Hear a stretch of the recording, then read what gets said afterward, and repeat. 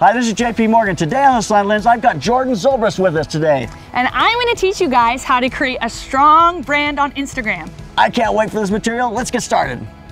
So we'd like to thank our sponsor today, Black Rabbit's new Nicole strap, which is a strap for women that kind of cuffs on your shoulder and just makes it really easy to carry your camera. I think you'll find it very interesting. We're going to let Jordan use it today and see what she thinks of it.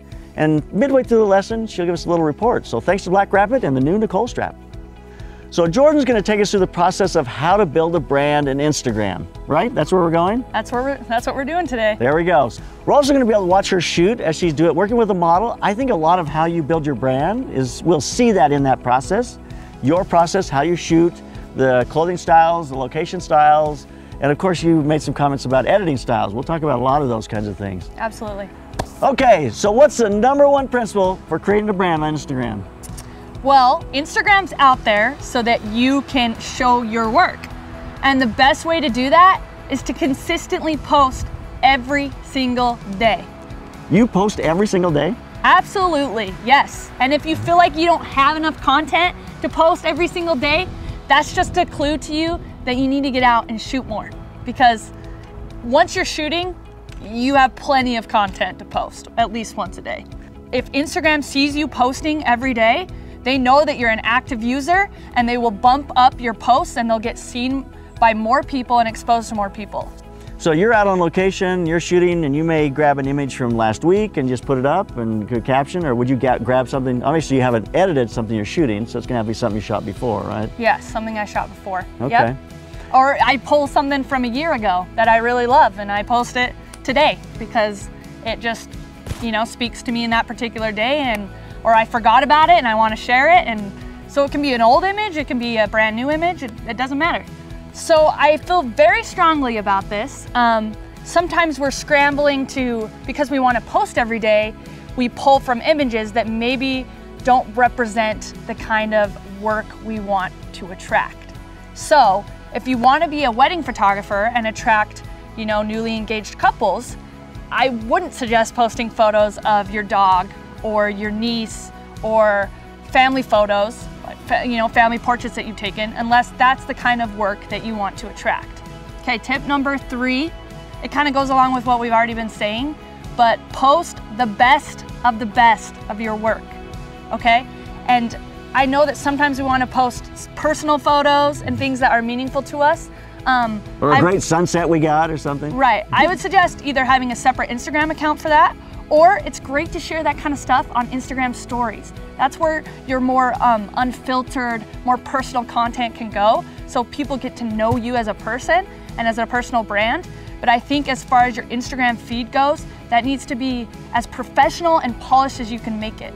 Treat it like your portfolio, because people want to see the person behind the camera. They want to know about you. They want to be able to relate to you. That's the kind of world we're living in now, where it's like you can't share too much information about yourself. People want to know everything. So if you're posting daily, are you posting something to stories and to your portfolio daily, or just one of them? I would definitely encourage posting on your Instagram feed daily, and also being on Instagram stories daily. Oh, both. Wow, okay. But if you feel like you don't have the right content to put out there one day and you don't feel like it's as polished as you would like, I would suggest not posting on your feed and just posting stories, and maybe just asking questions, asking for advice, and just being more, you know, personal and relatable to the people who follow you. Okay, my 4th tip for building a strong brand on Instagram is develop your own consistent editing style. So the way Instagram is laid out, it puts your photos right next to each other, right in this grid. And so people get to see your work set next to each other from different shoots, from different times of day, you know, with different kinds of people. And the way that you establish your brand and your style is strongly determined by the way you edit. So when you say editing, you're talking about, I mean, obviously the color choices you use, whether they're saturated or not, give me a couple of thoughts about that. Well, and it can also come to this like subject matter and style of what you're shooting. A lot of people like to shoot with, you know, more muted earth, in a more muted earth tone environment. Some people like to shoot in an urban environment. Some people like to shoot with very bright pops of, you know, murals or buildings. So that already determines your style, but then also the way you edit, whether you bring out certain tones or you like a bright, light, and airy, like a lot of lifestyle and wedding photographers like that, you know, very light, airy, whimsical feel. Yep. Or if you like a lot of contrast, a lot of saturation, you know, a lot of pops of color.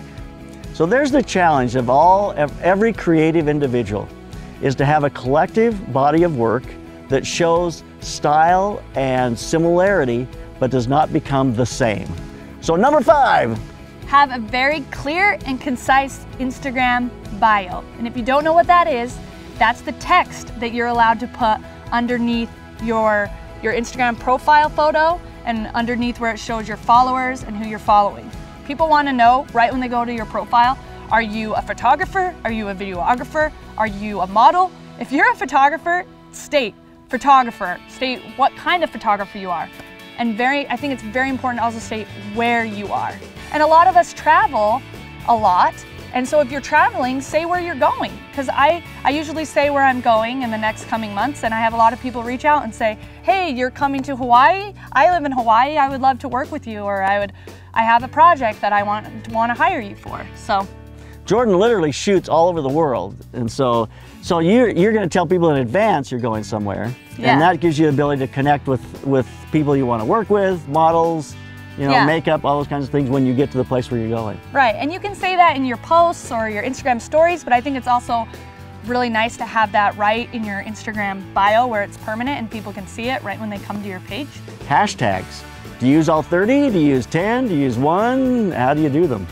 Yeah, so Instagram allows you to attach at most 30 hashtags to one post. My personal opinion is to use your hashtags, all 30 of them, but to put them in as a comment on your own image so that people don't see them glaring 30 hashtags in their face, lines of hashtags. So you put this in the comment section on your post, and I would use all 30 because why the heck not? And make sure those hashtags are relevant to the actual photo you're posting and also relevant to you as a photographer. I always put certain hashtags on every single one of my photos, like LA photographer, fashion photographer, and this is key to people finding you on Instagram. So people who don't follow you or they don't follow other people who are following you, they're not connected to you in any way, they can search these hashtags if they're looking for a photographer in a certain area or you know, a certain genre, and they find you that way. When do you post? What time of day? Does it matter? It definitely matters. If you're listed as a business on Instagram, you can go into your insights and it will show you what time of day on each day of the week your followers are most active. So you definitely want to try and post when your followers are actually on Instagram so that they see your photos. In general, I feel like Sunday evenings are a really good time to post. Also, midweek is usually a very good time to post. Mornings and evenings are always better than the middle of the day, and Fridays are horrible in general, anytime during a Friday. Just everyone's thinking of other things around. Right. But you still post every day, right? Yep, I still post on a Friday, but expect less likes and less comments on a Friday. That's just how it goes. So maybe here's an image going, oh, maybe this one's good for Friday. Yep. There you go. All right, let's take a look at Jordan shooting and just see how she works. So let's get to that. So depending where I am, I usually end up grabbing some kind of plant life, like this right here, and using it, sticking it in front of my lens to get some cool foreground effect where it's gonna be kind of blurry and soft.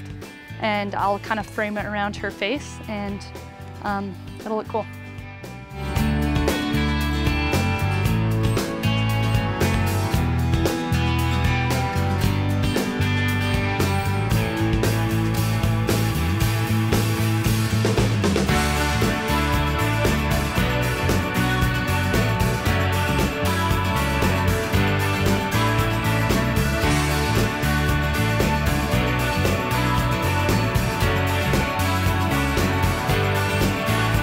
So it's time to pay the bills. So what did you think of that new Nicole strap?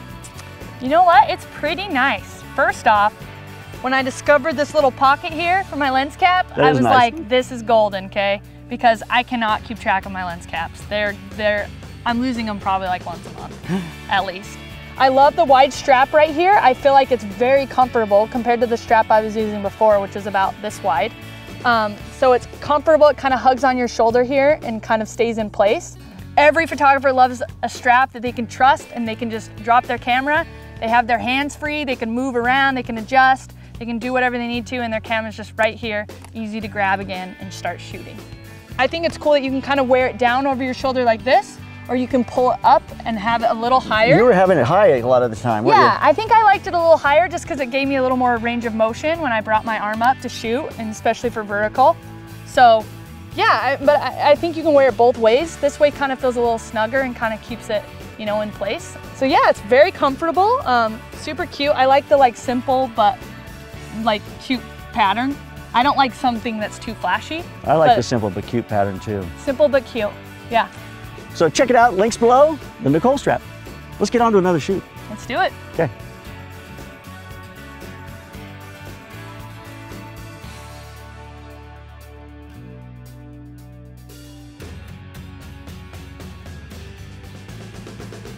So this has been very educational. I learned a lot about Instagram. I think that was very good. Thank you for that. Yeah, you're welcome. It was great to watch Jordan shoot. And do you want to introduce your model? Yes, you guys, this is Zyla Swan. I actually found her on Instagram, and we've worked together for, you know, a couple months now, and she's amazing. So check out her handle below, go give her a follow. And if you're looking for an amazing model, she's definitely a good choice. She's a great choice. And check out Jordan's Instagram as well. Have that listed below here. Please do. So this has been very educational shooting with Jordan with that Nicole strap. It's great to hear about Instagram. It's great to see her work, and we have her gorgeous model with her. And that's been a great educational experience for me. So keep those cameras rolling. And keep on clicking. Yeah. Make sure to subscribe to the Slanted Lens. Go ahead, subscribe. I'm not looking. My grandmother's even subscribed. Wow, your grandma's pretty hip. That was great.